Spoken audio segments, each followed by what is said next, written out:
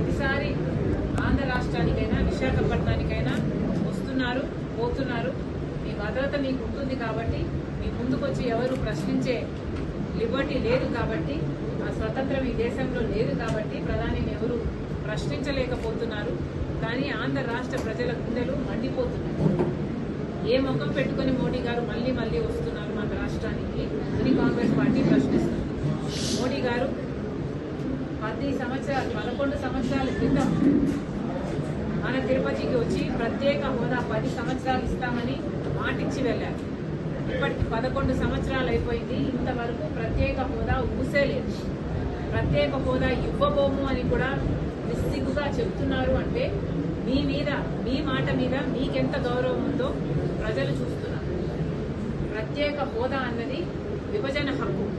ఆంధ్ర రాష్ట్రం విడిపోయినప్పుడు ఆంధ్ర రాష్ట్రం ఎంతగా కోల్పోయిందో ప్రజలందరికీ తెలుసు. ఆంధ్ర రాష్ట్ర ప్రజలకు ముఖ్యంగా తెలుసు.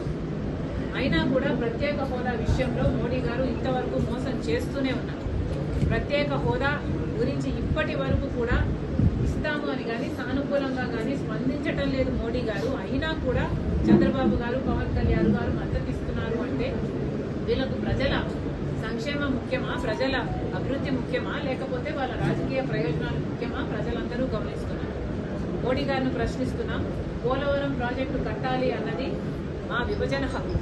పూర్తి ఖర్చులు కేంద్ర బాధ్యత తీసుకొని కట్టాలి అన్నది మా హక్కు అయితే, అది మాకు ఇచ్చిన హామీ అయితే, ఇప్పుడు ఈరోజు పోలవరం ప్రాజెక్టుకు సంబంధించి 45 మీటర్లలో కాదు 41 మీటర్లకే కడతాము అని బహిరంగంగా పార్లమెంటులోనే చెప్పి కొన్ని నిధులు మంజూరు చేశారు.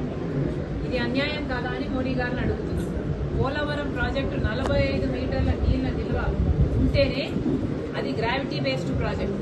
ఇలా 41 మీటర్ల కంటే అది లిఫ్ట్ ఇరిగేషన్ ప్రాజెక్ట్ అవుతుంది, ఒక బ్యారేజ్ అవుతుంది. అసలు పోలవరం ప్రాజెక్టు ఎసెన్స్ ని, దాని స్పిరిట్ ని మొత్తం పూని చేస్తున్నారు మోడీ గారు. పార్లమెంటులోనే ఇది అనౌన్స్ చేస్తే వైసీపీ అయినా, టీడీపీ అయినా, జనసేన అయినా ఏది మాట్లాడలేదు. మాకు 45 మీటర్లే కావాలి అని పార్లమెంటులో నిలదీసిన ఒక్క మగాడు లేడు, ఒక్క పార్లమెంటేరియన్ లేడు. ఇది ఎంత దురదృష్టకరమో ప్రజలందరూ ఆలోచించారు. మోడీ గారు విశాఖపట్నం వస్తున్నారు, సమాధానం చెప్పాలి. ప్రత్యేక హోదా గురించి సమాధానం చెప్పాలి, పోలవరం గురించి సమాధానం చెప్పాలి. అలాగే రాజధానికి కూడా అప్పులు ఇస్తున్నారు. మాకు అప్పులు కావాల్సింది, మాకు రాజధాని కావాలి.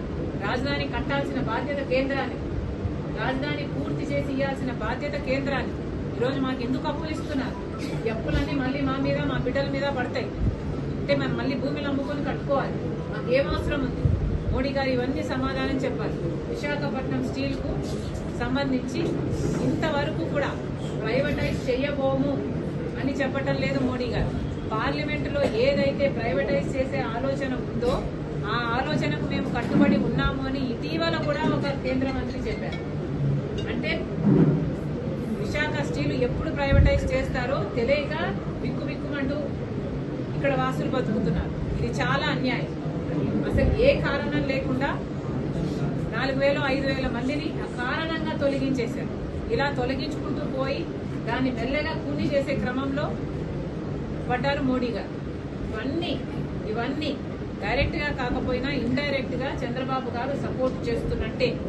ఎందుకంటే మోడీ గారు చేస్తున్న అన్యాయాలు ఏ ఒక్కటి ప్రశ్నించకుండా వాళ్ళకు కంటిన్యూస్ గా మద్దతు ఇస్తున్నారు చంద్రబాబు గారు. అంటే దాని అర్థం ఆంధ్ర రాష్ట్ర ప్రజలకు వెన్నుపోటు పొడుస్తున్నారు అని. మోడీ గారు విశాఖపట్నం వస్తున్నారు. వీటన్నిటి మీద కూడా ప్రజలకు సమాధానం చెప్పాలి. ఉత్తరాంధ్ర, రాయలసీమకు స్పెషల్ ఎకనామిక్ ప్యాకేజ్ ఇస్తామని చెప్పారు, నిధులు ఇస్తామని చెప్పారు. ఎంత ఇస్తున్నారు? ఎప్పుడు ఇస్తున్నారు? అసలు ఇస్తున్నారా లేదా? మీ ఆలోచన ఏమిటి? అసలు ఏ దానికి సమాధానాలు చెప్పకుండా, ప్రజలకు ఏ భరోసాను ఇవ్వకుండా ఈ పార్టీ మీరు వస్తున్నారు. ఇప్పుడు యోగాంధ్ర అంటారు. అవసరమా? ప్రజలకు ఏం అవసరం అండి? అది కదా మీరు చేయాల్సింది. ప్రజల పల్సును, ప్రజల నాడిని అర్థం చేసుకోలేని నాయకులు మీరు ఏమి నాయకులు? మళ్ళీ కాంగ్రెస్ పార్టీ డిమాండ్ చేస్తుంది, మోడీ గారు వస్తున్నారు, వీటన్నిటికీ సమాధానం చెప్పాలని కాంగ్రెస్ పార్టీ మోడీ గారిని డిమాండ్ చేస్తుంది. మొన్న జరిగిన జగన్మోహన్